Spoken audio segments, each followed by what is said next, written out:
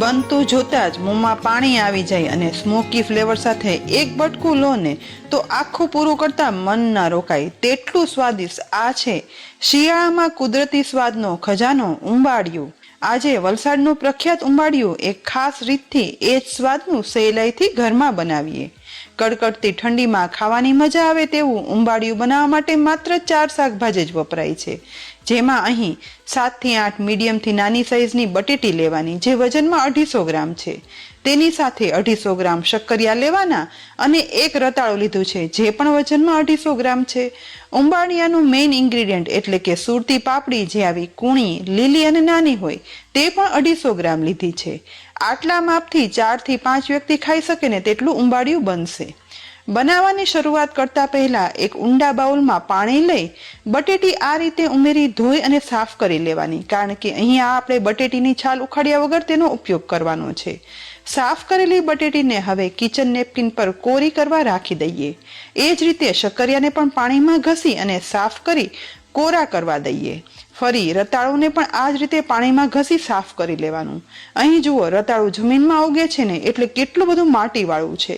આ રીતે સાફ થઈ ગયા પછી માટીવાળું પાણી પણ બદલી લેવાનું અને રતાળુને પણ કોરું થવા રાખી દઈએ। ફરી ચોખ્ખું પાણી લઈ તેમાં સુરતી પાપડી ઉમેરી સાફ કર્યા પછી નિતારી બીજા શાકભાજી સાથે કિચન ટોવેલ પર કોરી થવા રાખી દઈએ।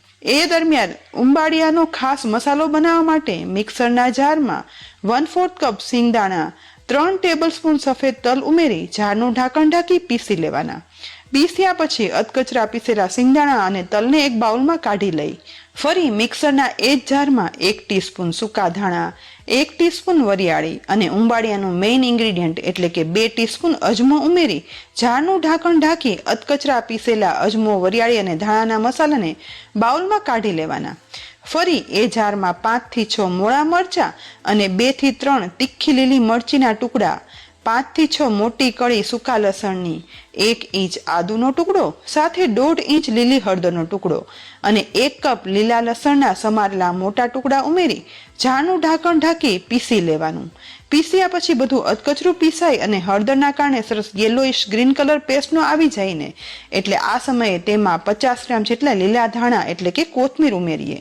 સાથે અધકચરા પીસાયેલા ધાણા, અજમો અને વરિયાળી પણ ઉમેરી દઈએ અને આ પેસ્ટમાં એકદમ ચડિયાતા મસાલા કરવા માટે 1.5 ટીસ્પૂન મીઠું, 1 ટીસ્પૂન ધાણા જીરું પાવડર, લીલી હળદર ઉમેરી છે માટે 1/4 ટીસ્પૂન હળદર પાવડર ઉમેરીને 1 લીંબુનો રસ નીચોવી લેવાનો। જારનું ઢાંકણ ઢાંકી પીસી આવી એકદમ સ્મૂથ પેસ્ટ બની તૈયાર થઈ ગઈ છે। તો આ લીલી પેસ્ટને મોટા બાઉલમાં કાઢી લઈએ।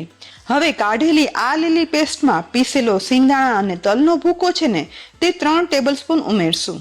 સાથે 1/2 ટીસ્પૂન આખા સફેદ તલ ઉમેરી ઉપરથી સિંગ તેલ લગભગ 4 ટેબલસ્પૂન ઉમેરવાનું। બધું ચમચી વડે મિક્સ કરવાનું। ઉંબાડિયાનો ખરો સ્વાદ બનાવેલી આ અજમા, તીખી લીલી મરચી, લીલી હળદર અને લીલા લસણની પેસ્ટથી જ આવે છે। જેટલો આ મસાલો ચડિયાતો તીખા ટેસ્ટનો બનાવશો ને તેટલું જ ઉંબાડિયું બન્યા પછી સ્વાદિષ્ટ બનશે। વધારે 2 ટેબલસ્પૂન જેટલું શીંગ તેલ ઉપરથી ઉમેરી મિક્સ કરી લઈએ। ઉંબાડિયામાં આ મસાલામાં શીંગ તેલ જ વાપરવાનું તો જ સાચો ઉંબાડિયાનો ટેસ્ટ આવે।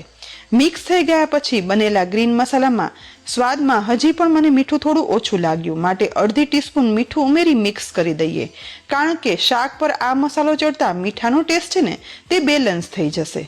બીજી તરફ પાણીથી સાફ કરેલા શાકભાજી કોરા થઈ ગયા છે તો સૌથી પહેલા નાની બટેટી લઈ તેમાં ચપ્પુ વડે આ રીતે 3/4 સુધી 2 કટ લગાવી 4 ટુકડા થાય ને એ રીતે કટ પાડી લઈએ।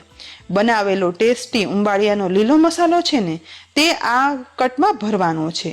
જો બટેટા મોટી સાઈઝના હોય ને તો 4 ટુકડા કરી લેવાના અને એની ઉપર આ મસાલો ફેલાવી દેવાનો। એક પછી એક બટેટામાં કટ પાડી અને અંદર તરફ પેસ્ટ ભરી બટેટા તૈયાર કરી લેવાના।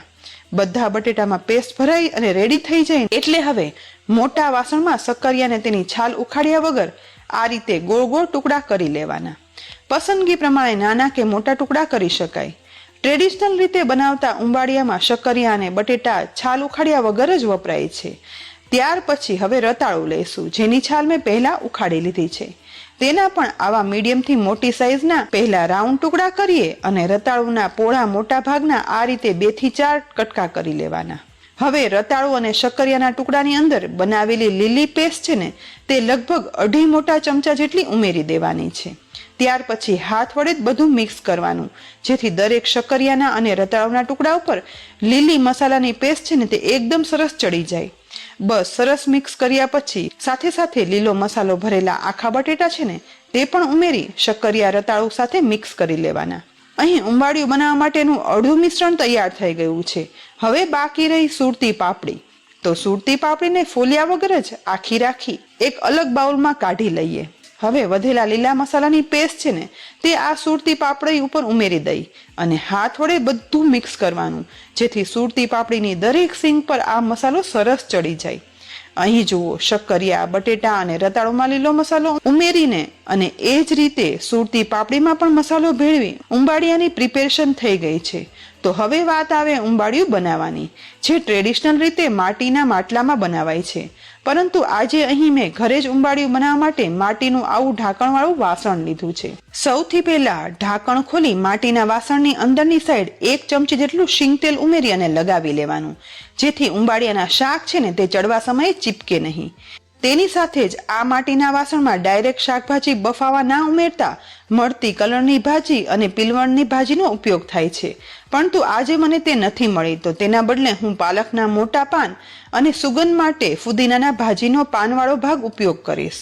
તો નીચે તરફ આ રીતે પહેલા પાલકના પાન ફેલાવી દઈશું અને તેની ઉપર ઉંબાડિયામાં સરસ ફ્લેવર માટે ફુદીનાના પાન ડાળખી સાથે જ ગોઠવી દેવાના છે. લગભગ 5 થી 6 પાન અને 5 થી 6 ફુદીનાની ડાળખી ગોઠવ્યા પછી સૌથી પહેલા લીલી પેસ્ટથી કવર કરેલી સુરતી પાપડી છે ને તેમાંથી અડધી પાપડીનું લેયર આ રીતે નીચે તરફ કરી લેવાનું છે. એક લેયર પાપડીનું થઈ જાય ને એટલે થોડી એવી પાપડી બાકી રાખી દઈએ. ત્યાર પછી ઉપર તરફ ગ્રીન મસાલાની પેસ્ટ લગાવેલા શક્કરિયા, બટેટા અને રતાળુના ટુકડા આ રીતે ફેલાવી અને સેટ કરવાના. અહીં ધીમે ધીમે કરી બનાવેલા બધા શાકભાજી સમાઈ જશે.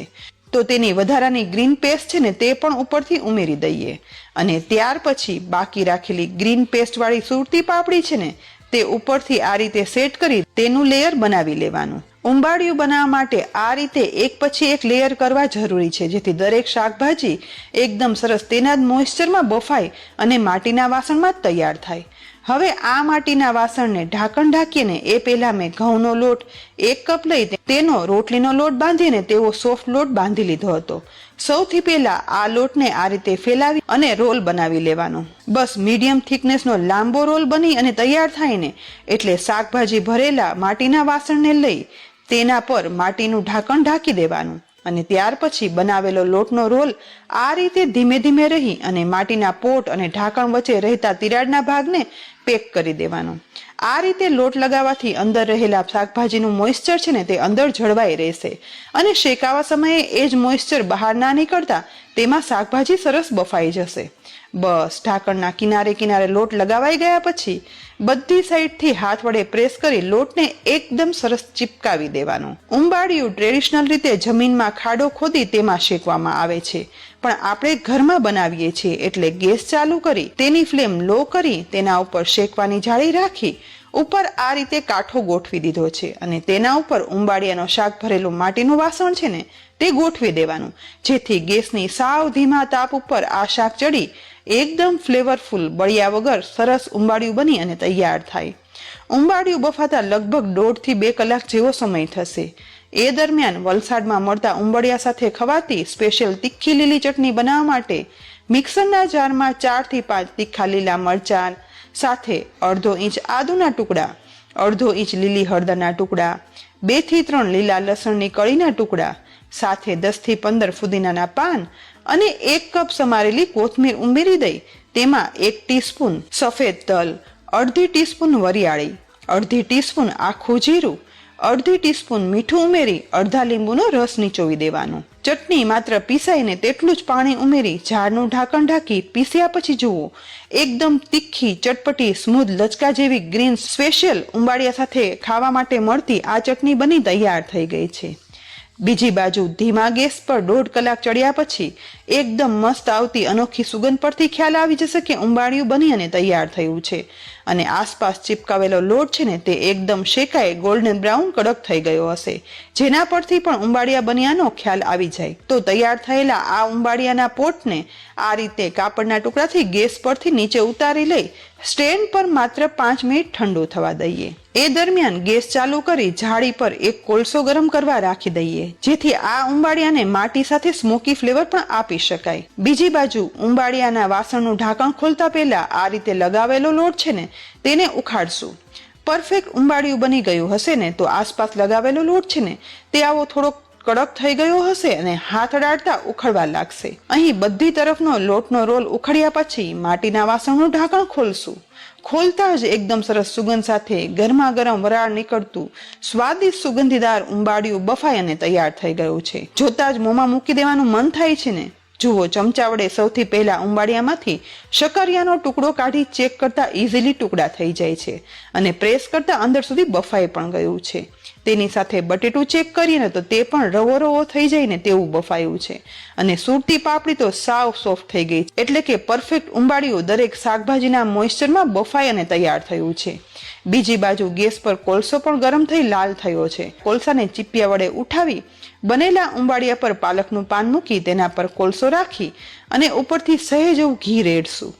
એકદમ સરસ ધુમાડા નીકળવાની શરૂઆત થાય ને એટલે તુરંત ઢાંકણ ઢાંકી લગભગ 1 થી 1.5 મિનિટ એમ જ રહેવા દઈએ, જેથી બધી સ્મોકી ફ્લેવર તૈયાર થયેલા સ્વાદિષ્ટ ઉંબાડિયા પર બેસી જાય. 2 મિનિટ પછી ધુમાડો નીકળતો ઓછો થઈ જાય ને એટલે ઢાંકણ ખોલી કોલસો અને પાલકનું પાન બહાર કાઢી લઈએ. નેચરલ સ્મોકી ફ્લેવર અને માટીના વાસણમાં બનેલું ઓરિજિનલ વલસાડના હાઈવે પર મળે ને તે જ સ્વાદનું ઉંબાડિયું બની અને તૈયાર થયું છે, જેને બનાવવાની અનોખી અને એકદમ સહેલી રીત. બસ વલસાડમાં ચાખેલા ઉંબાડિયાનો એ સ્વાદ આ રીતે બનાવીને તો આપણા ઘરમાં લાવી શકીએ. ગરમા ગરમ ઉંબાડિયાને તેની સ્પેશિયલ લીલી ચટણી સાથે પીરસી લઈએ. કડકડતી આ ઠંડીમાં સવારે બનાવો કે પછી સાંજે, ઓછા શાકભાજીમાં અને ઓછી મહેનતે એક અનોખા સ્વાદ સાથે જો હજી સુધી તમે ઉંબાડિયું ના બનાવ્યું હોય ને તો એકવાર જરૂરથી બનાવી અને ચાખજો જ. બિલકુલ અલગ સ્વાદનું આ ઉંબાડિયાનો સ્વાદ તમારા મોંમાં હંમેશા યાદ રહી જશે, એ વાત ચોક્કસ. તો ઘરે જ એકદમ સહેલાઈથી ઉંબાડિયું બનાવવાની આ રીત તમને કેવી લાગી? કોમેન્ટ બોક્સમાં લખી જરૂરથી કહેજો. સાથે જ અમારી યુટ્યુબ ચેનલ સબસ્ક્રાઈબ કરી અમારા ફેસબુક પેજને લાઈક કરી અને ફોલો કરજો. આવતીકાલે ફરી મળશું નવી રેસીપી સાથે. ત્યાં સુધી આવજો.